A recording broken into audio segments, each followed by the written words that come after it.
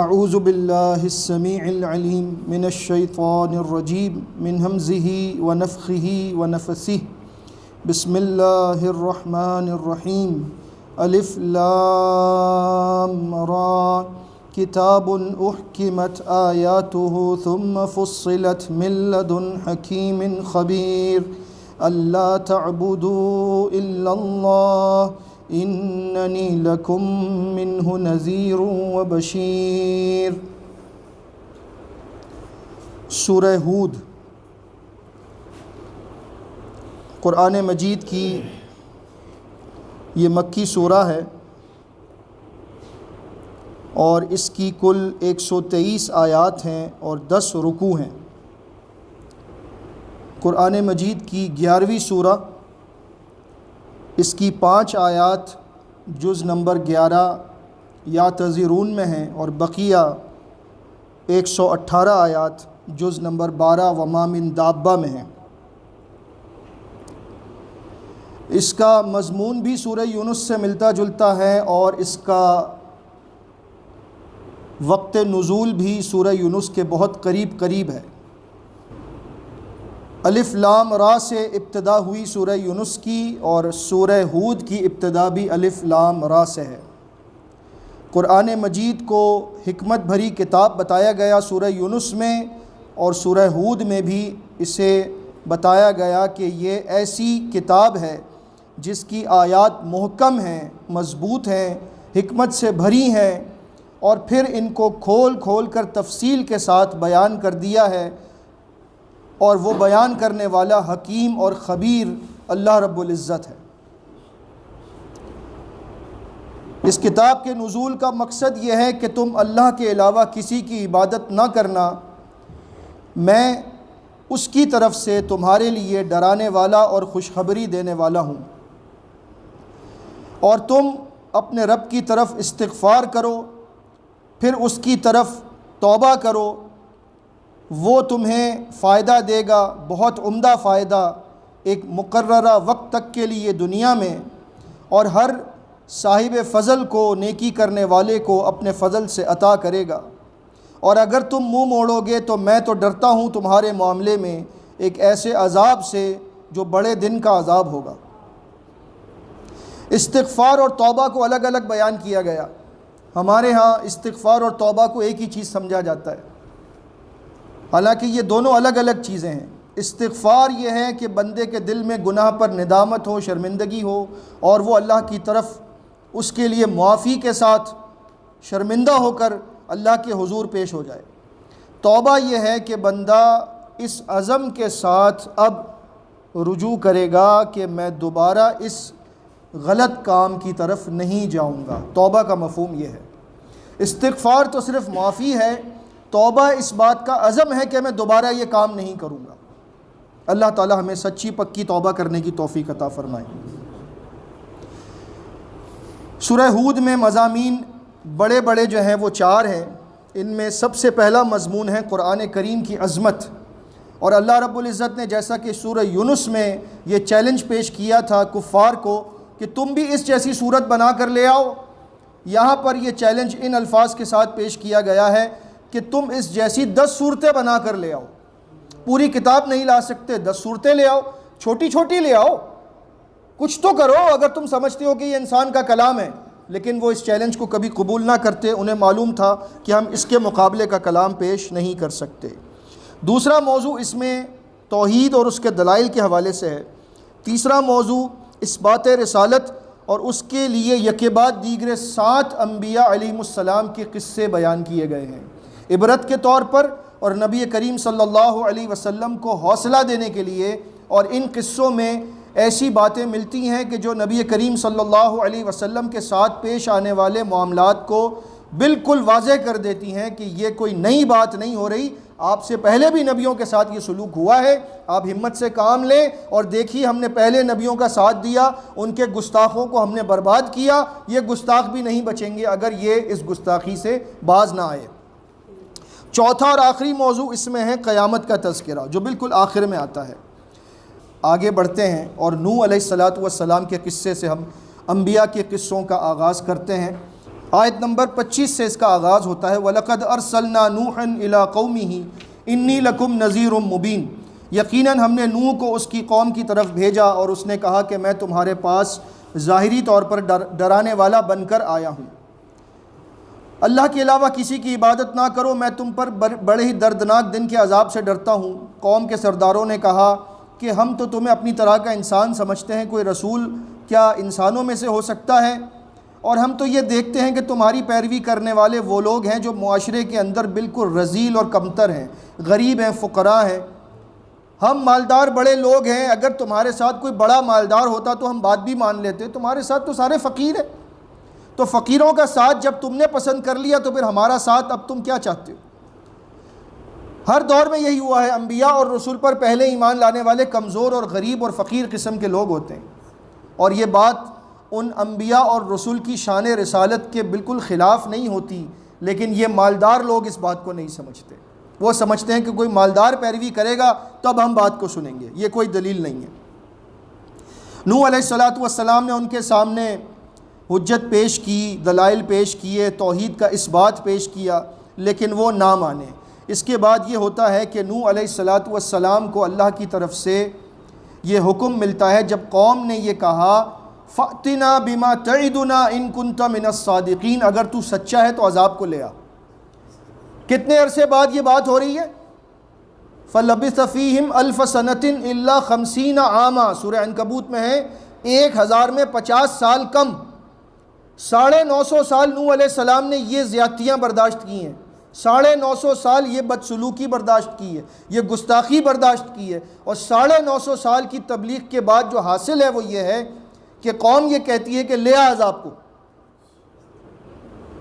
کس قدر کرب اور تکلیف سے یہ گزرے ہوں گے اس کا اندازہ ہم نہیں لگا سکتے۔ اللہ رب العزت نے نوح علیہ السلام کی طرف وحی بھیجی، اِنَّهُ لَن يُؤْمِنَ مِن قَوْمِكَ إِلَّا مَن قَدْ آمَنَ، اے نوح اب تیری قوم میں سے کوئی ایمان نہیں لائے گا سوائے اس کے جو ایمان لا چکا۔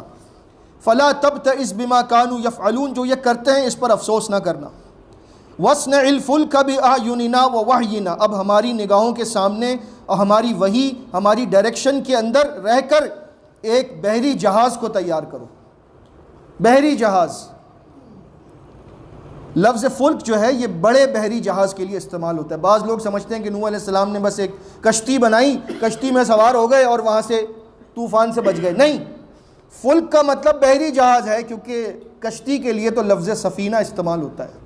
یہ جہاز کتنا عظیم ہوگا، کتنا بڑا ہوگا، اس کا اندازہ بھی آپ کو ہو جائے گا۔ اور سب سے بڑی بات یہ کہ اللہ کی وحی کی روشنی میں یہ تیار کیا گیا ہے۔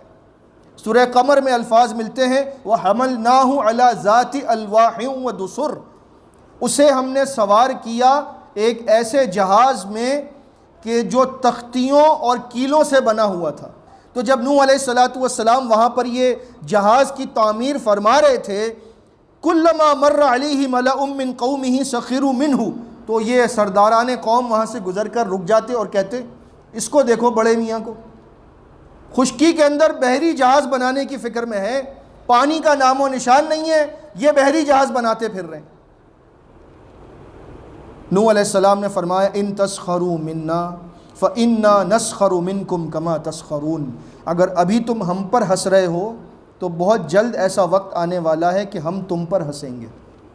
یقین، پختہ یقین ہے اس بات کا کہ جو اللہ نے فرمایا وہ ہو کر رہے گا۔ خشکی ہے لیکن رب نے کہا ہے کہ جہاز بنا تو میں بنا رہا ہوں، مجھے یقین ہے میرے رب کا وعدہ سچا ہوگا۔ تمہیں معلوم ہو جائے گا کس پر عذاب آنے والا ہے۔ حتیٰ اذا جاء امرنا وفارت تنور، یہاں تک کہ ہمارا حکم آ گیا اور تنور ابلنے لگا۔ یہ کوئی نشانی تھی، گویا کہ نوح علیہ السلام کے لیے ایک اشارہ تھا، اب آپ اس جہاز میں سوار ہو جائیں۔ تو وہ تنور ابلنے لگا، پانی سے جوش مارنے لگا۔